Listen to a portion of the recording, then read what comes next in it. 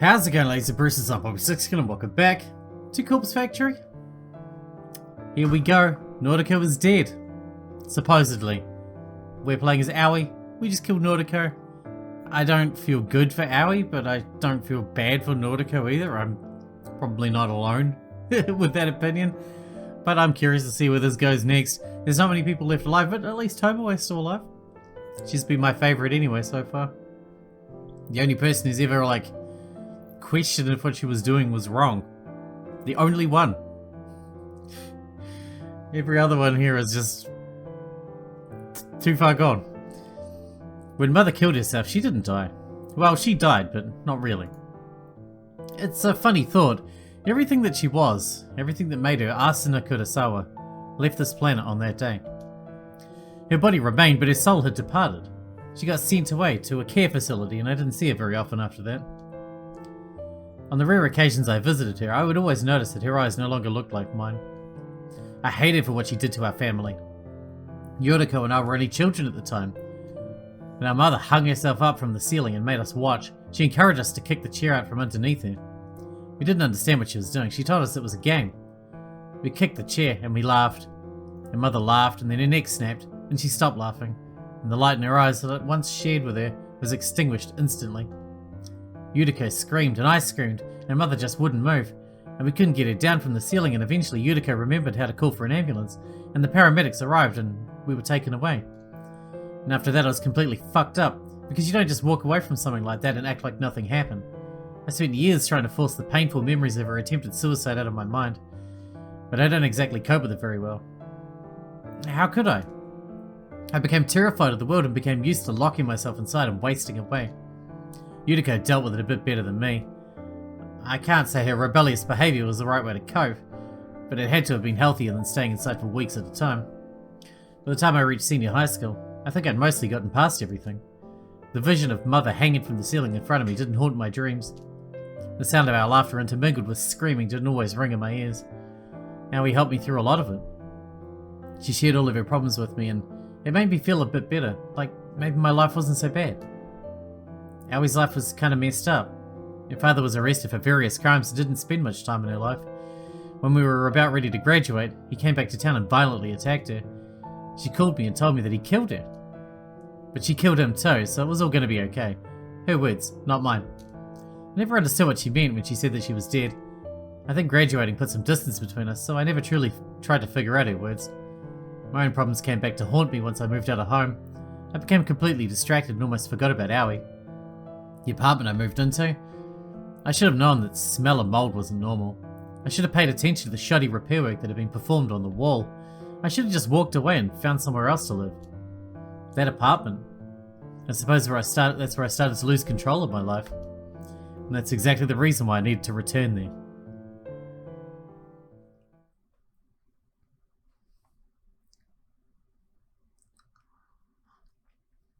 Are we back as Nautico again? Looks the same as always. Yes, we are. This is before Aoi killed her. I'm not looking forward to climbing the rest of the stairs up to the apartment. I can hardly walk at all, even on flat ground. But I have to do this. I can't let stitches and bandages and painkillers distract me from getting inside. Okay, so this is after Aoi stabbed us, and somehow we survived. I don't know how long I was in the hospital for. None of my personal effects were with me when I woke up. I had no phone, no purse, no handbag. But the doctors monitored me for a few days and then let me go, even though I told them I had nowhere to return to. They just threw me onto the street. They couldn't even tell me what happened to the girl who attacked me. They had no idea if she'd been arrested or not. I have a feeling she's still out there. Regardless, I'm here now. My wound is apparently on the mend, and I don't have any signs of infection. All I have to focus on is the ascent in front of me. Each step I climb is more difficult to conquer than the last. Each time I raise my leg, I experience a tearing, searing agony along the length of my stomach. More than once, I have to stop to check that my stitches haven't torn wide open. When I'm sure my flesh is more or less intact, I continue scaling the mountain. My head throbs and beads of sweat drip down my face. When I hit the landing on the level below my apartment, I spy a familiar face. Momo? Noriko? Momo Ogawa, the daughter of Kenji Ogawa, the man I framed in order to maintain my innocence. Hey, Momo. Dad!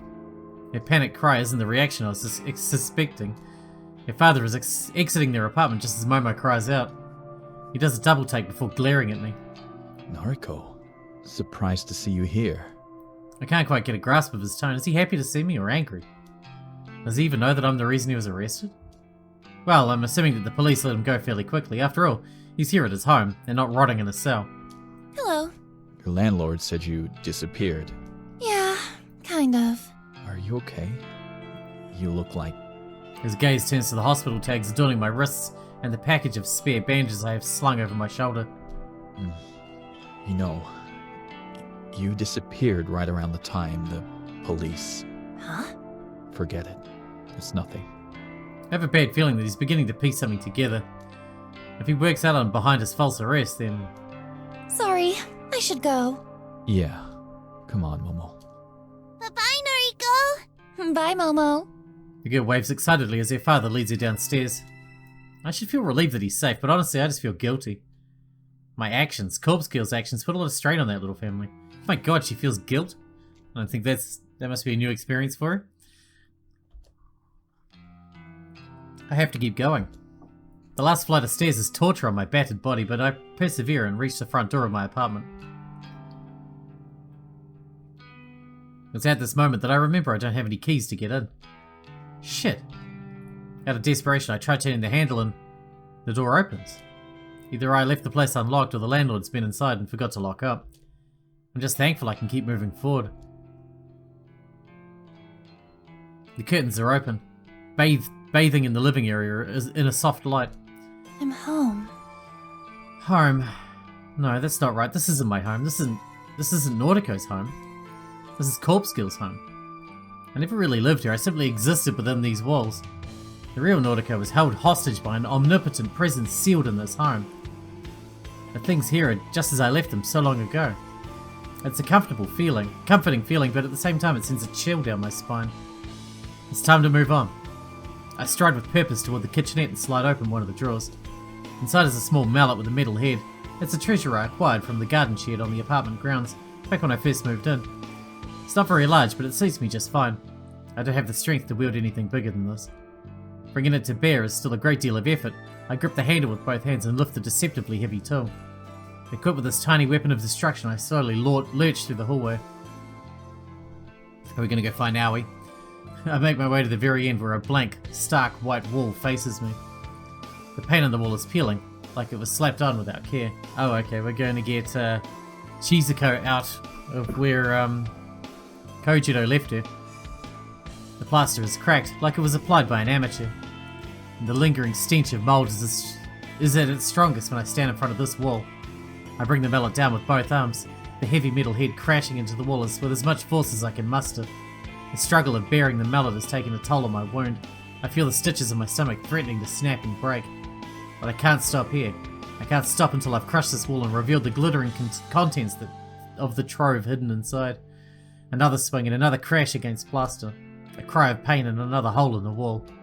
I scream and swing the hammer and groan and slash and weep as the wall crumbles beneath the sheer force of will. White dust clouds my vision and provokes me into a coughing frenzy. When my eyes and throat clear up, I throw the mallet to the carpet and venture forward. I clamber through the human-sized hole in the wall and find myself within the secret cache on the other side.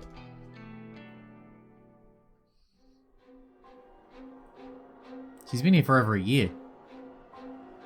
The stench assaulting my nostrils is no longer disguises itself as mould. It's the fetid malodor of rotten decay, the inimitable trademark of a decomposing corpse. I spent so long fooling myself into believing it was nothing concerning.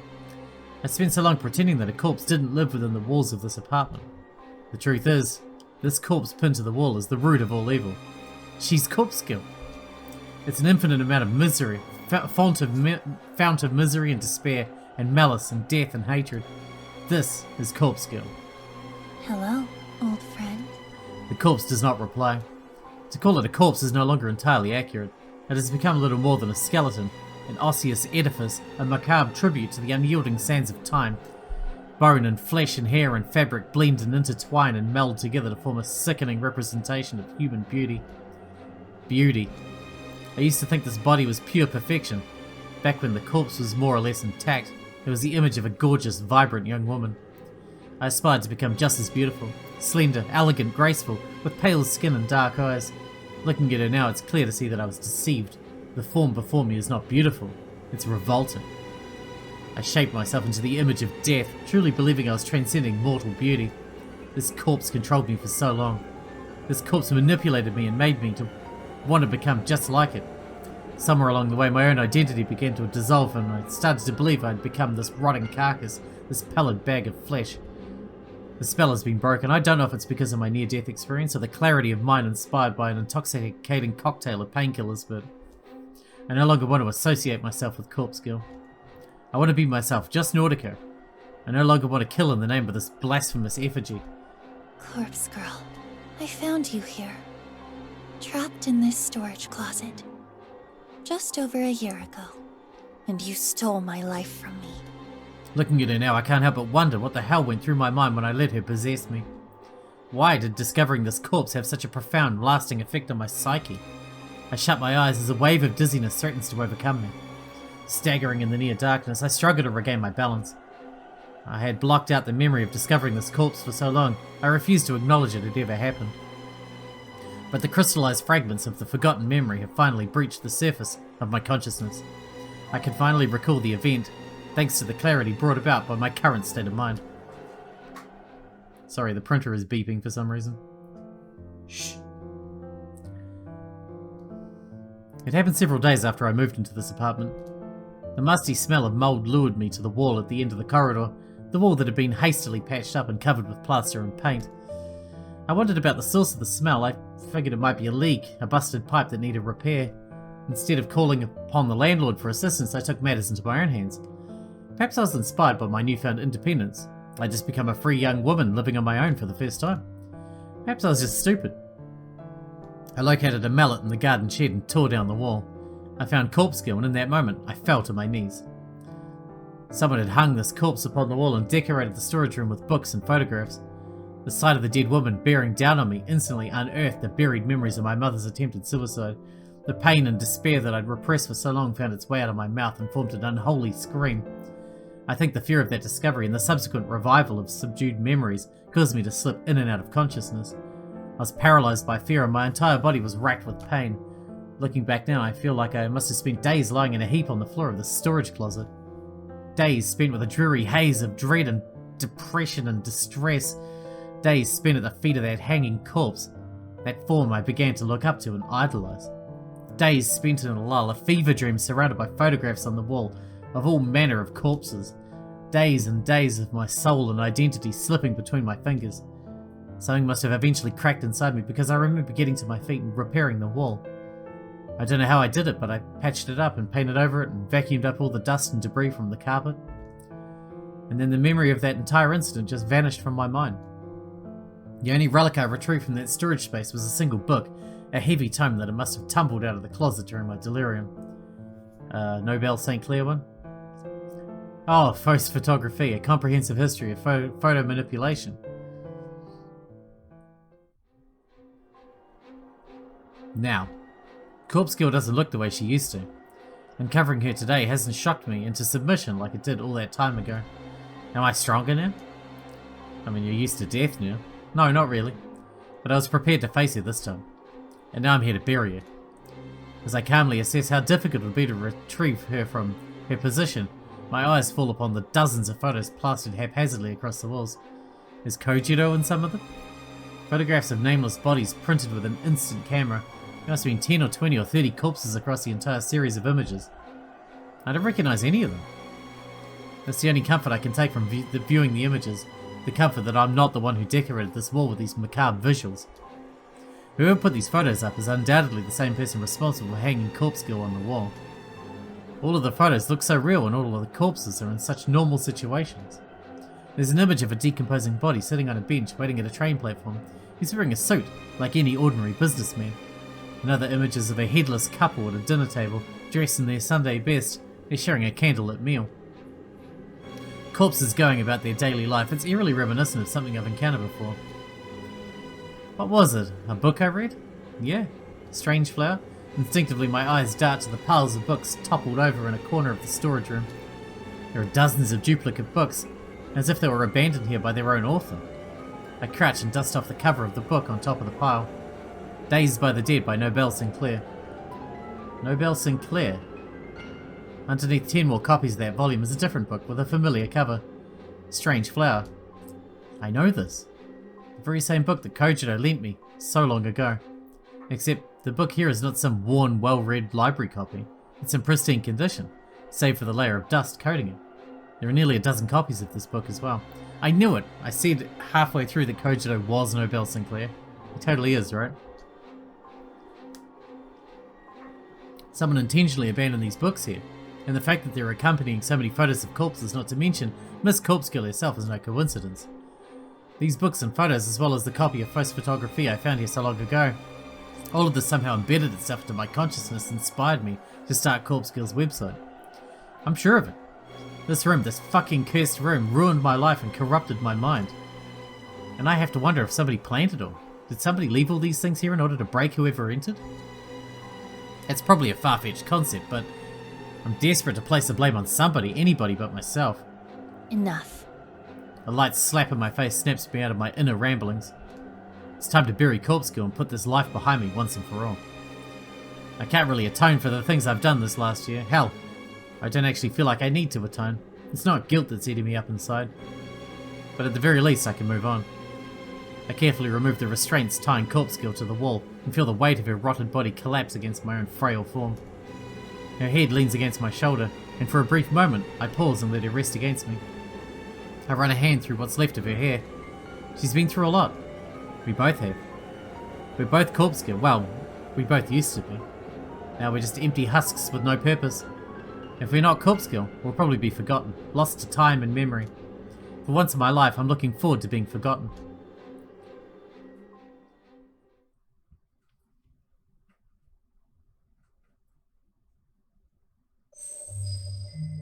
Bonus ending. Oh, so you get...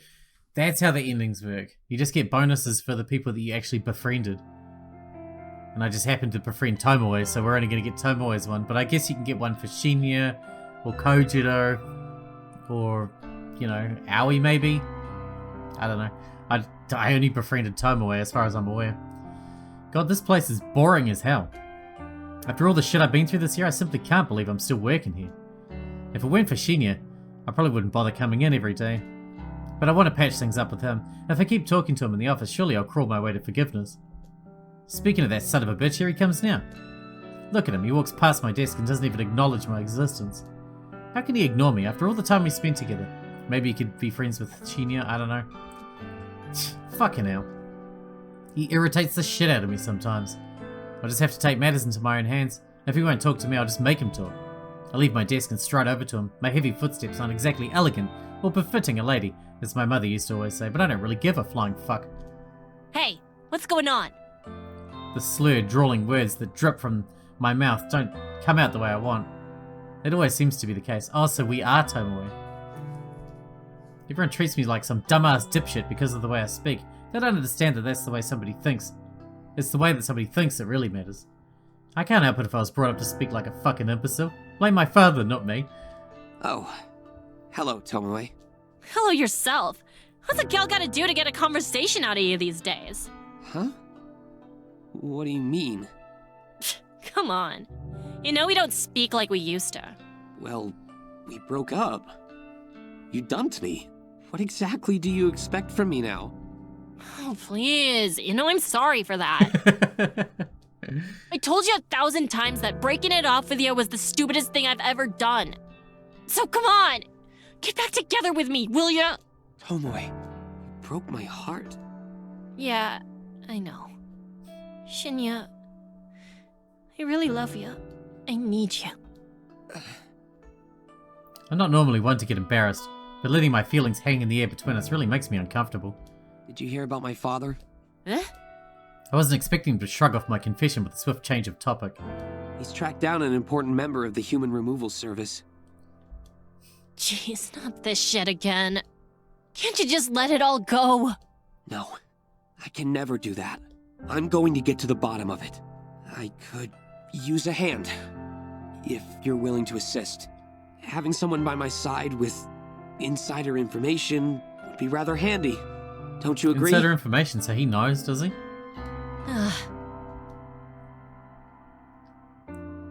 I'm kind of blindsided by his request. I know he knows everything. I'd be stupid to pretend he hasn't figured it all out by now. He knows of my involvement with Nautico. He knows that I had a hand, however indirect, in the suicide cases that Corpse Guild painted across the city. I'm not going to judge you for working with Noriko.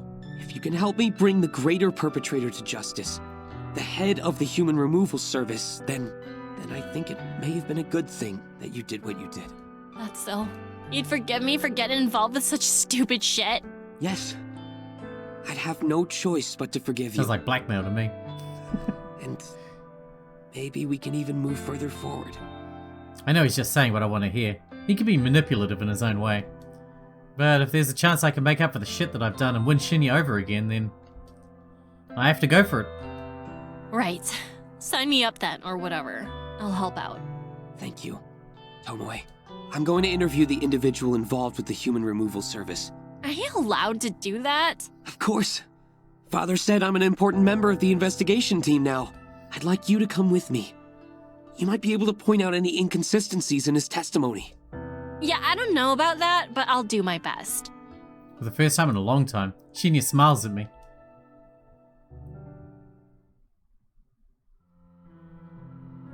Ah, shit, man. I told you, I don't know. Can you just leave me alone? This guy's pathetic. Every time I open my mouth, he flinches and recoils in terror. Like he thinks I'm gonna hit him or stab him. Listen here, you little shit. If you don't spill the deets, my man here will crush your fat skull into dust. Tomoe, maybe you should let me do the talking from here on out. Whatever. I back off and let Shinya take my place. I talked him up, so I thought he'd be pleased. But maybe I just annoyed him. Mr. Matsumoto. Please, just call me June. Hey, nice try, mister. I ain't your friend. You can address me formally. Thank you very much. He did. He folds his arm across his chest and adopts the pouting expression of a child. Yes. Well, as I was saying, Mr. Matsumoto, you understand why you've been brought in for questioning, yes? Yeah, man, but, like, I'm totes innocent, you know? Hearts. I don't even know nothing about the human removal service. Double negative. We got him. You guys think I'm involved, but you haven't given a reason why you think that. Shinya retrieves a small pocket notebook from somewhere and flips through the pages. After a moment's silence, he clears his throat. Several witnesses, plus a security camera, placed you at the scene of a murder just 2 days ago. Now, it's apparent you weren't the culprit. However, your activities at the time of the incident were questionable at best. Oh, what activities are you referring to, Detective Man? I wonder. You were cheering, and I quote, "Kill him dead. Kill him dead." Yeah, that's a bit of a giveaway. Yo, that don't sound like something I'd say. I want my lawyer. You can't detain me here. Mr. Matsumoto, you willingly came here when we contacted you. You are not under arrest. This is ludicrous. Ludicrous, I You say! want to be under arrest? Be that as it may, I have a few more questions. One witness declared that you followed the masked culprit after they fled the scene of the crime. Is there any truth to this claim? Nah, man, like, I just needed to go the same direction, you know? You know, I wasn't worried about being murdered by the murderer. I just go in the same direction as him. I've got no idea who this Harold person you keep mentioning is. Shinya raises an eyebrow and casts me a dark look. I just shrug. I never mentioned the word Harold. Is that the name the culprit refers to themselves as? Oh, this is like some detective mind trick, ain't it? I have the right to remain silent. Anything I say or do, or whatever, can be like... I've had enough of this creep's inane ramblings. Listen up! I slam my fist against the table and send Junpei rolling back in his seat. He nearly falls off his chair but manages to regain his balance. You've got two options here. Number one, tell us the identity of that killer, the person you called the Herald. What's the other option? Number two, tell us who is really in charge of the human removal service.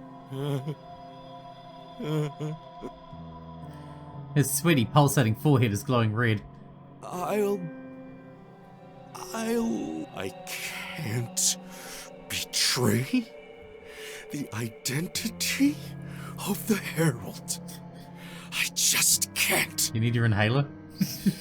But the guy behind all of this? I say fuck him. I'll sell him out if it means you'll pardon my involvement. I don't know what caused the sudden change of attitude, but Shinya gives me a grateful nod, and it feels good to have been helpful. Please, Mr. Matsumoto. Please give us a name. Okay. Look, you gotta know this. I don't have all the deets, okay?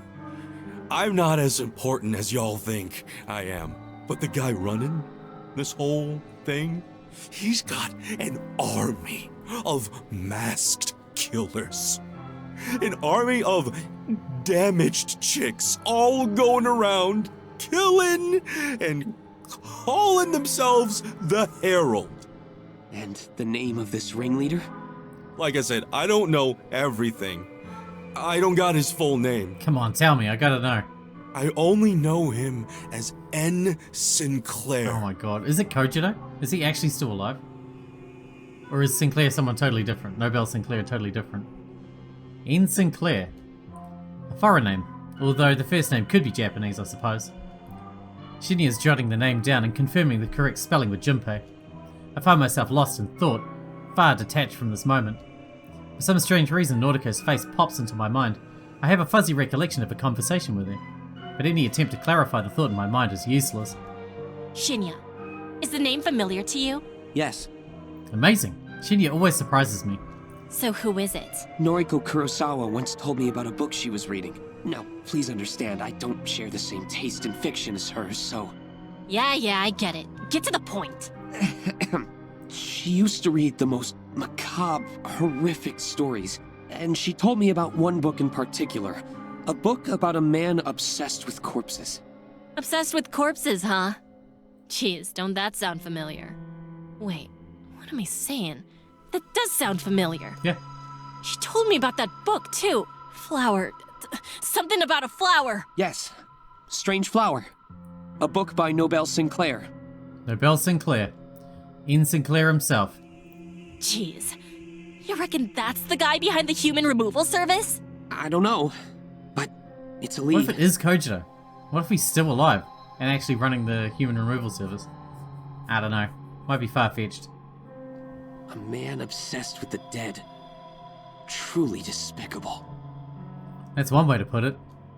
I've done my time with sickos like that, had enough of it, and put it all behind me. Yo! Detective man. Can I, go now? Absolutely not. Shinya turns away from Junpei and beckons for one of the armed police officers standing guard at the room's entrance. The officer walks over and awaits Shinya's command. Arrest this man. Yo, that's whack! What are you doing? The police officer cuffs Junpei and yanks him out of his chair. Damn. Shinya, that was cold. It had to be done. Junpei Matsumoto is dragged away, kicking and screaming. Silence falls upon the room after the door closes in the police officer's wake. So, what now, Detective Man? Shinya scratches his chin, as though wondering why I would call him that, but he doesn't voice his discontent. Our next step is to track down the author, Nobel Sinclair. That would be the one. Maybe he's our culprit, maybe not. Either way, we won't know until we talk to him. Right on. And what about... Shinya interrupts me with a sudden, soft kiss on the lips. I close my eyes and lean into him, letting his warmth envelop me. Shinya, I couldn't have done this without you, Tomoe. And I wouldn't be the man I am today had it not been for you. So, thank you. does this mean you want to be with me again? Yes. If you'll have me. My heart swells with his confirmation. I've never been so happy. Shinya, of course! He kisses me again, and the fear I had of losing him instantly washes away. I won't fuck it up this time. I'll keep him close to me and protect him forever. I reluctantly break away from his embrace and hold his chin delicately in my fingers. Let's go find this Nobel Sinclair fucker. Yes. Let's find him and bring him to justice. Couldn't have said it better myself. Let's go find this N. Sinclair fucker.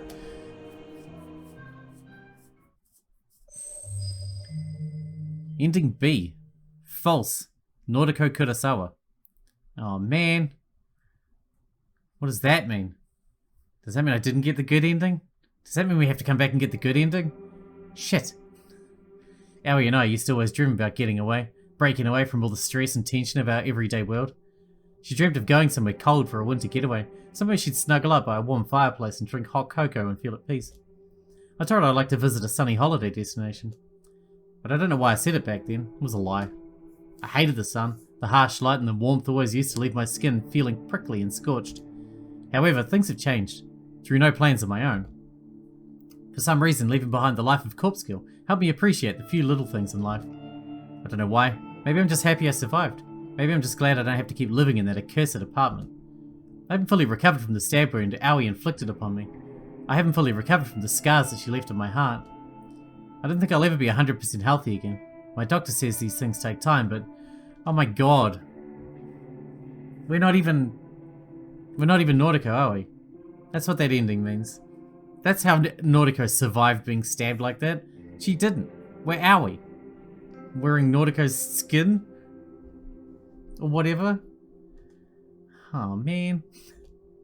Maybe a slight lump and a dull ache in my gut from time to time is a small price to pay for my life.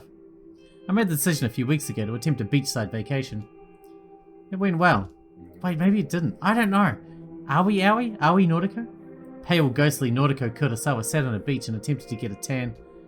I did it for myself, not out of some misguided notion that I should live out a dream vacation for Aoi's sake. Aoi can go on her own damn vacation whenever she wants. It's not like she's limping around with a cane and serpentine scar across her beautiful skin. It's not like she had to struggle against the entire world just to get on an airplane. The beach was gorgeous. The water was pristine. I've never seen anything like it in all my life. But those moments of sunshine and relaxation were fleeting. Sitting alone now in this empty apartment makes that painfully clear. I had to return to Tokyo eventually. It was inevitable. But it feels like there's nothing here for me anymore. Maybe I'll move once more, go to Osaka or Nagoya. No one in Tokyo for me. Aoi, Kojiro, they're either dead or dead to me. Tomoe doesn't call me, doesn't answer her messages. Shinya? Nothing. No one in Tokyo for me. My eyelids close gently and the sweet embrace of sleep takes me. I decide to go for a walk to clear my head. But after returning to my new apartment building, I somehow forget my apartment number. I've only just moved in after all. Shit! How could I forget something so important? I wander the cold hallways trying to locate my place. 238 or 248? Which one was it? Completely lost, I decide to turn around and search the opposite direction. As I turn, a slightly open door catches my attention. Who would leave their door open? Anyone could walk into your apartment and steal your belongings. This thought quickly scampers off as I find myself pushing the door ever so gently. It swings open slowly, revealing a room lit by the flickering light of a television. Hello? You left your door open. Is anyone in there? My timid voice sounds unfamiliar to my own ears. I realise that I've rarely spoken in the last few days, save for the occasional pleasantry exchanged with the staff from the moving company. When no answer from within the room is forthcoming, I take a careful step inside. No sound comes from the television in the corner. It's been muted, but the screen has been left on for some reason. My eyes strain to peer into the near darkness. Once my eyes finally decipher the scene before me, I realise that I'll never be able to delete the vision that has plagued me for most of my life. Oh man, we're going to lose the plot again. My mother hangs from the ceiling, a rope coiled around her neck like a boa constrictor. Her mouth is agape, a half smile, half scream of prono lips. Her eyes are vacant and stained black with a filthy muck of regret. And her legs dangle helpless, unable to secure a foothold upon the chair that has fallen to the ground. The chair that I kicked out from under her while I laughed and laughed along with Yuriko. A thick clump of bile bubbles up within my throat, and it takes all of my strength to resist keeling over and vomiting. The body hanging above me, the soulless corpse peering down at me. This is not my mother. This is not. This person, this nameless woman, she's been dead for hours at least. I didn't kick the chair out from under her. Yuriko isn't here laughing alongside me. I'm here alone. This woman isn't struggling. She isn't pleading for help or forgiveness. She isn't cursing her stupid mistake. She's gone. Just gone. Her soul has departed for whatever afterlife awaits us when we leave this purgatory. She is nothing more than a hanging corpse, nothing more than a sack of flesh and bone. The disgusting urge to throw up begins to ebb away as I stare up at the ceiling. The light of the television illuminates the corpse's face briefly, revealing skin gently kissed by the light freckles and eyes creased with soft wrinkles. She's older than me, perhaps by a decade, but she is by no means less beautiful than I am. Her hair is long and soft, and I get the sudden urge to brush it aside to sweep it away from her eyes and tell her everything's going to be okay. Before I can even understand it, I'm standing upon the bed in order to reach up to the ceiling. I rest one hand lightly on her shoulder and then I go ahead and brush some of those stray locks from her eyes with my fingers. If I look past those empty eyes, those eyes that stare at me and see everything that I am, if I look past them, I see a truly gorgeous woman before me. I'm utterly entranced by her. I rest my cheek against hers, her skin still surprisingly warm. Perhaps she didn't perish as long ago as I initially assumed. I'm sorry. I don't know why I say those words. Maybe it's guilt? Guilt. I caused a lot of people to end up like her. Forced them to end their own lives out of fear or distress or desperation. No, that's wrong. I'm not guilty of those things. Corpse Girl is the one responsible.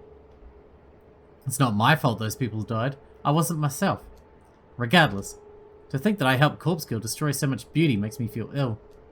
What's your name? The corpse doesn't answer. The silent type, eh? That's okay.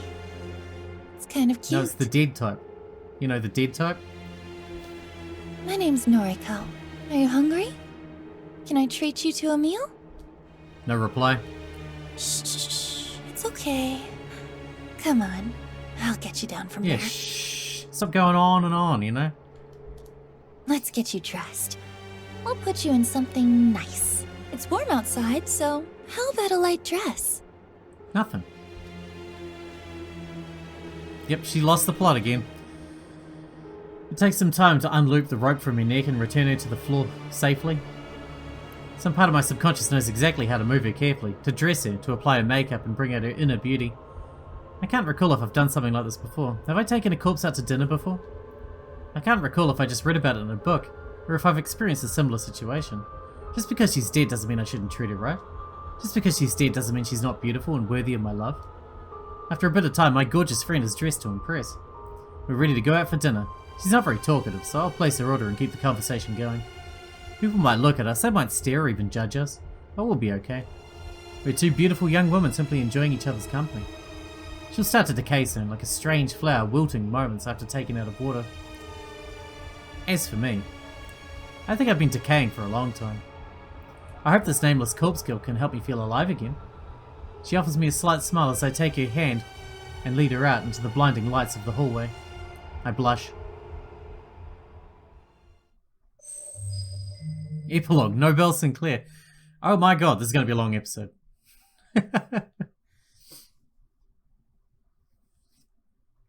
Actually, maybe I should wrap it up and do the epilogue now, in a different episode. Tell you what, I'm going to carry on, and if this episode ends up being over an hour long, I'll cut it in half. But if not, this will just be one big episode. I hope everyone's happy with that.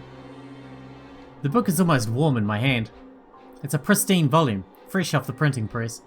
Paperback, though I would have preferred hardback. Been a while since I last published a book. Years. The few fans I have probably thought I disappeared off the face of the planet. I did, in a way. Not my fault. Death is death. Nobel Sinclair died in a fire inside his family home. That was a long time ago. Even though my name burned to ash, my body survived. Had to pick up a new name after that. Can't wander this planet without one. His body went on living for quite a while with the new name. I even grew to like it. Then the strangest thing happened. Another fire inside a morgue. This time, the new name went up in flames. I knew it. It is Curator. Curator was Nobel Sinclair. My body survived again? Fate? Don't know. Felt a bit lost after that. Felt a bit unlike anybody. I decided to pick up the old name, dust it off, pinned it to my chest. Nobel Sinclair, it always suited me. Mother gave it to me after all. This time I didn't want to completely disregard my existence. The time I spent as another man, too much happened. I got too much to tell, too many tales to keep to myself. So this new book tells the entire story from start to end.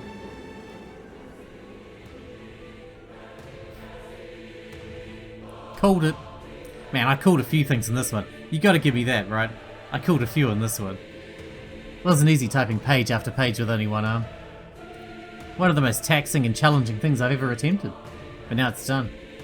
Soon this new volume will hit store shelves across the country. The world will know everything. I used pseudonyms throughout the book to protect the identities of the guilty. Didn't print Noriko Kurosawa's real name even once. Didn't identify Junpei Matsumoto or Aoi Sato. Didn't call out Tomoe Watanabe or even the wannabe detective that always chases me, Shinya Fujikawa. Most importantly, I didn't print my previous name, Not that name, anyway. I confess a lot of things within this text. I even confess my involvement with the human removal service. I knew it. He was the Herald as well, right? I mean, not the Herald, the... Yeah, was it the Herald? Yeah, the one giving the orders. Getting caught up in that organization's web of death wasn't something I ever intended to do. It wasn't something Curator ever would have done. But it was necessary. Necessary in order to finish this latest book. Nobel Sinclair rose through the ranks of the shadowy society within mere weeks. Chalk it up to his or my macabre experiences. Couldn't have done it without the connections I formed as Curator. Couldn't have done any of this without him. I'm at the top of the ladder now, so to speak. Got a bunch of killers on my payroll. Even the dog, Junpei, is on my leash now. Don't know where I'll go from here. Original plan was to shut the human removal service down, delete its existence as the final act of love for Nautico. But the power is nice, the power is intoxicating. Again, Curator wouldn't have toyed around with something like this. I'm not Curator. I look over the book in my hand once more. It's heavy, full of words that carry more weight than they should. You know I said it was far-fetched? Well, I guess it wasn't that far-fetched. Or maybe it was, and that's still the way it went though. Whether people believe the content of this book is out of my control. But those with keen intellect will surely be able to piece the truth together. My eyes scan the cover and read over the large embossed letters.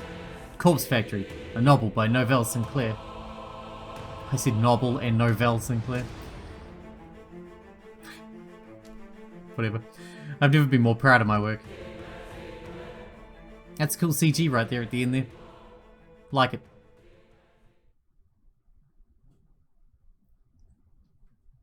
The end. Man, I called most of that. Didn't I? I'm pretty proud of myself right now. I'm usually completely in the dark because I'm an idiot. But... Huh? I wonder if that is that the true end? Because it said... I don't know.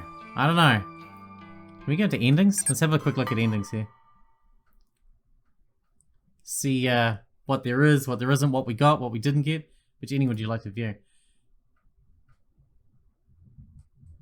Oh, okay. We got ending B, false, didn't we? Well, I suppose if we could just look at the ending, can I just do that? If that's the case, I'll bring you back in the next episode and we'll go over the endings I didn't get, which was ending A and C, I believe.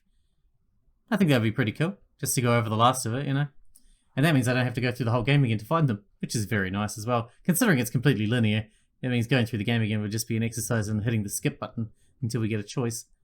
Although I did save at the choices, I believe. Anyway, I'm going to wrap this one up and stop rambling because we're already 40 minutes in, and it's going to be a long one.